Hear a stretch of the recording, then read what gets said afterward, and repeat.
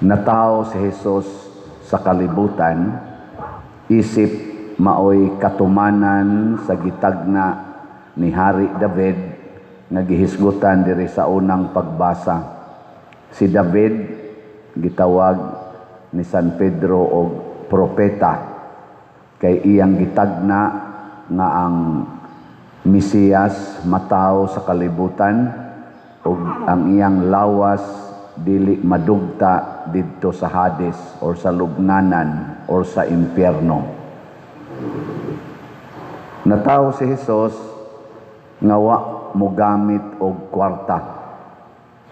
Ang gigamit ang grasya, gahom sa Espiritu Santo o niya grasya sa kaputli sa lawas o sa kasing-kasing sa mahal nga Birhen Maria. Mao to'y hinungdan nga natao siya sa kalibutan. Linyay mong tupad ing na unsay imong gisaligan ron, grasya o kwarta. Unsay inyong gisaligan ron, grasya o kwarta? Nya ni palit na mo raffle ticket. Wa pa. Kaya nga naman, gadaginot pas kwarta. Sa ito, pagasalig, di ka sa kwarta. 200 naman ko na atong raffle ticket. Kaning atong raffle ticket, di ay mga igsoon, ilis ni sa tulo ka slots. Katong, sa atong slot, Grace, PPS, nga Parto o DPR. So, kung imo tong paliton ang tulo ka slots, tag 100, 300 pesos, karon ang atong gibaligya na usa na lang, raffle ticket, 200 pesos. Nga, covered na to katong tulo. Nga, mas, kuan pa ni siya, mas improvised ba? Kay katong tulo, ang imong madawat, igpalit nimo, pure grasya. Kani, posible pa kang makadawat og premyo nga kwarta na pagigrasya na pagyoy posible nga premyo nya unsa may atong premyo posible lang kay di man tanan makadawat usa first prize usa ka 500,000 pesos nya ang second prize basig mataghapan ka 5 katag 100,000 pesos nya ang third prize pila to 8 katag 50,000 pesos nya ang consolation prize 40 katag 15,000 pesos. So mo na siya second nga kana ganing benefits nga posible pero ang sure gyud diha kadtong nadawat nato sa mga slots nga grasya maurasad ang atong madawat. Og dili kay ta mo focus sa premyo nga gikan sa kwarta, gikas kalibutan. Ang atong fokusan mao ang grasya. Kasabot mo palit kitag raffle ticket para sa grasya.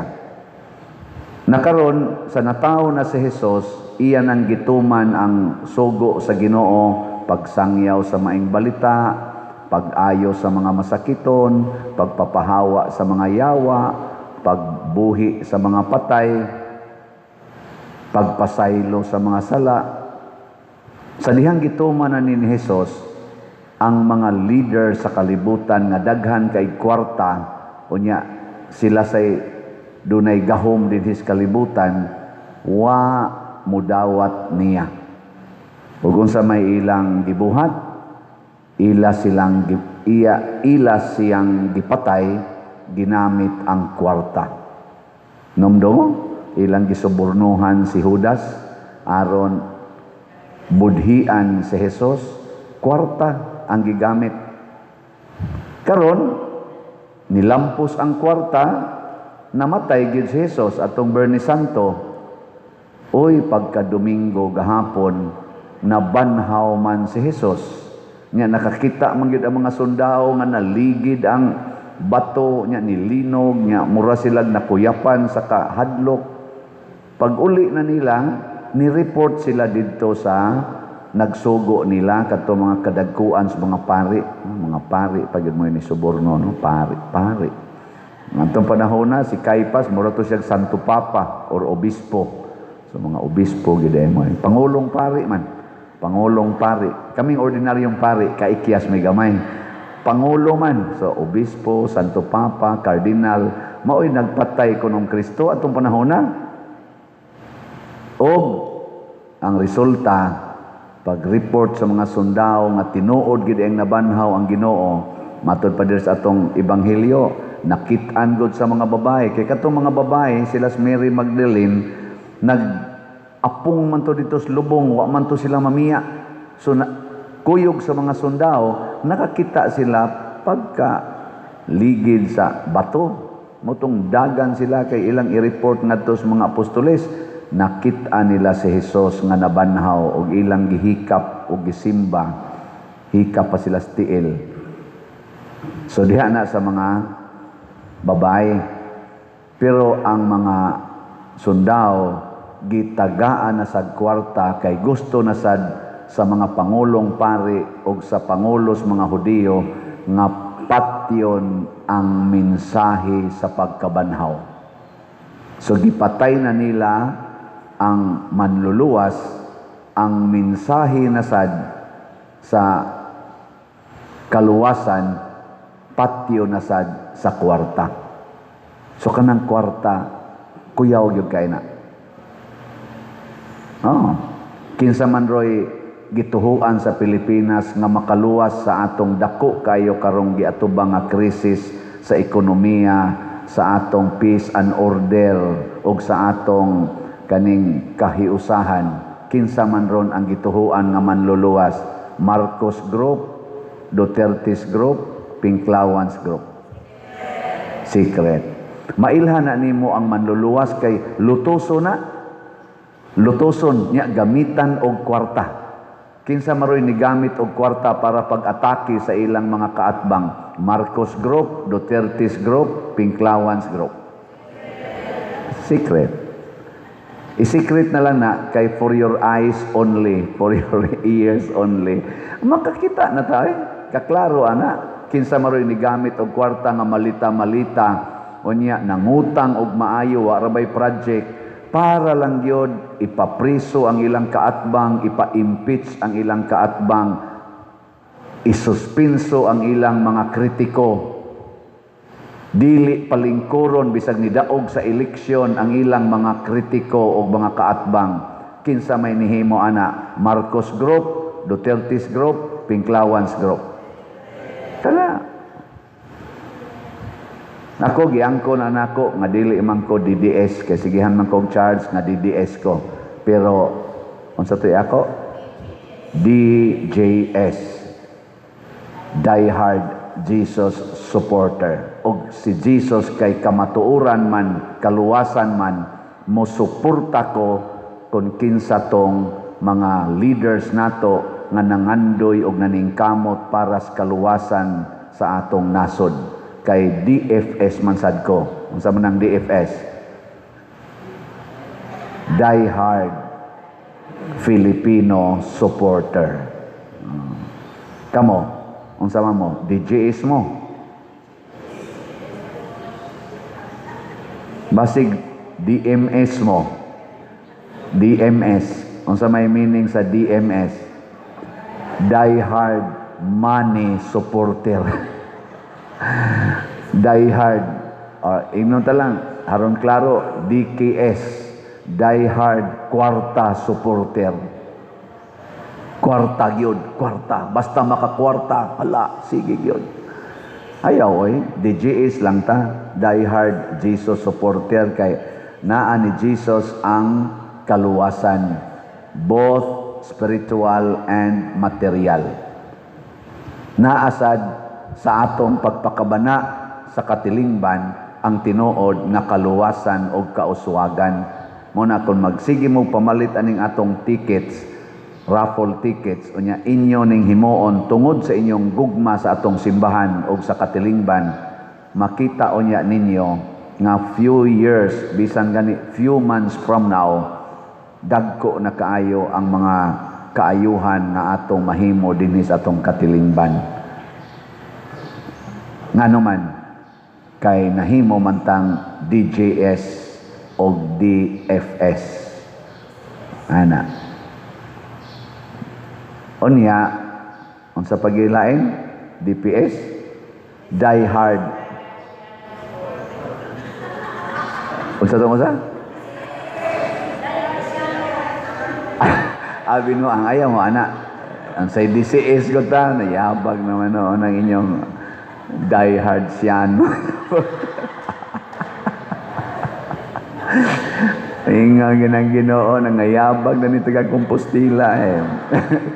Nganong mag-die hard siano supporter mo nga di mo na pwede idolatry man na. Mao na kanang moingon din ako diri. Perting pinicturay dayog ingon padir idol kay kanamo nako ayaw intawon mo anak kay idolatry na. Ayaw mo pagsimbag mga tao o mga rebolto simbaha ang Ginoo. Ana ing nagyod nga die hard miss Ginoo. Onya, kuyog ming padersyano. Mao na siya sakto. Nya kay mo kuyog mo mong padersyano, palit mo raffle ticket. Oy, ako, sige biya ko palit og raffle ticket. Kay kat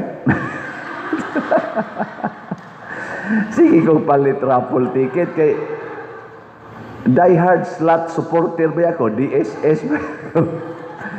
Sukat pagbaligya na kong slot, sige sa kong palit og slot kay kana manggong mamaligya unya ikaw sad maoy user sa imong gibaligya dali kay ka makahalin wala gud ana diha mga promo diha sa ISM kanang promo anang mga makeup o tanawa sila sad mo'y model sa makeup kanang promo anang mga igsusulob magsulob man sad sila sa ilang gibaligya ana na nya kamo kay sige ra mo ingon palitag slot may kanya way palit-palit bitaw malit ay congratulations mo na ningon si Jesus kung gusto mo nga maakong tinun-an isangyaw ninyo ang akong ipasangyaw ang ebanghelyo ngadto sa tanang katawhan ug iyaning gisugo apil ng atong patron si Santiago Apostol og gipakamatyan gid ni Santiago Apostol. Iya gining gipatuan siyang dugo. Siya mo'y unang na martir sa 12 ka apostoles. Mao na. Lingi ako no imong tupad. Ingna ako gi mouna. Ingna ako'y mouna. Ako'y unang palit og raffle ticket. Ako say unang unsa pa man? Ako'y unang moantos. Nindot kanay kanang mag-unahay ta ba kay ang tinuod manggod nga ebanghelyo mao man ang gugma nya kanang gugma muantos gid na siya para sa kaayuhan sa iyang gihigugma gipanghambog gid na og ato sang suwayag tan-aw gipanghambog gid na sa mga Duterte nga pamilya sugod ni former President Rodrigo Duterte nga nahigugma sila sa Pilipinas gani pagkumpanya ni former president katong 2016 ba to magsigi siya hawk sa kanang bandera sa Pilipinas nya ang iyang anak ni BP Sara magsigi ra gid siya ingon nga ang ako ra yung pangandoy mao ang pag-alagad mao ba to ingon siya dalian ang inyong impeachment para mahuman na kay makaalagad nami kay ang amo anino makaalagad ra gid mi sa mga Filipinos wa mi anang magsigig kuan sigig kuntis-kuntis anang politika magsigig plano kon ma-elected pa ba mi sunod nga eleksyon alagad ra gid ang ila pagkanindot nya tan-awa ang Davao unsa may ilang mga development sa Davao nahimo silang asa man number 1 sa atong nasod most improved city man tingali ito nya most peaceful o cleanest city sa atong nasod o gani nahimo silang one of the safest cleanest and developed cities in the world nga top ba nasa top position Dili gid hinon perfect. Ug moadto kag Davao na man jud kay makit-ang apan kun mangita lang jud kag apan. Paragod anang imong naong. May naong sa mga babae nga purtig yung gwapaha, mga laki sad purting gwapuha, inigtan-aw nimo ba in general makaana jud, wow, tang gwapaha. Pero imog yung tagsa og tan-aw maingon ka hiwi man daig ngipon, ana. Kanang naa si apan ba kun mangita kag apan, sapyot man daig lubot, nana ba. Gamay man daig gamay man daig kanal, nana gud. Pero in general mao man importante. Apre ko dinis atong parokya, daghan man ingon ako, ambot di ba katuulo-ulo, hala padir uy kanindot sa inyong parokya. In general ba ikatan-aw nila dinhi. No. Pero imong tagsa-tagsaon, ay sus kadaghan nimog makit ang apan. Pero mao na siya gitawag og development. Kanang mga apan to be developed. Ana na siya. Di may hunong ang developments. Muna sige lang gitag improve. Basta naa lang kay gugma para sa katilingban, magsige ra gyud nagka-improve. Sige ra gyud ka-improve. Why limit? Pero ang guiding principle, the love for the community, dili ang love for the self. Nakaron tanawa na mga selfish. Tanawa, ni deteriorate sila.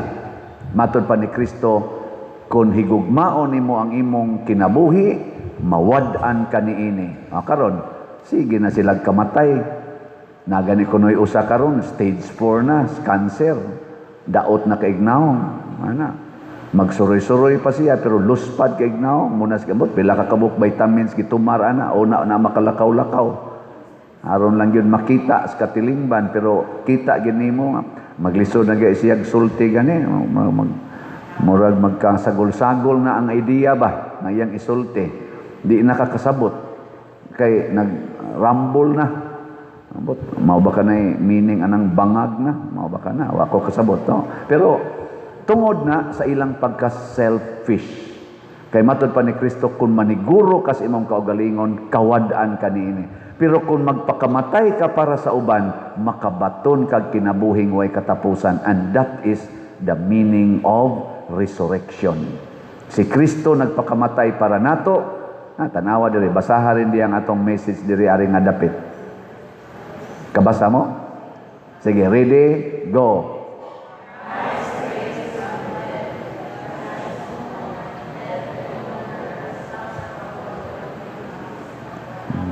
Mamoy klaro basa eh. Christ raised from the dead, dies no more, death has no longer has power over him. Si Kristo namatay niya, o si Kristo nabanaw, o dili na gyud mamatay, o ang kamatayon wa na gyud gahom diha kaniya. Nya diri speakers, unsa man say gibutan nato?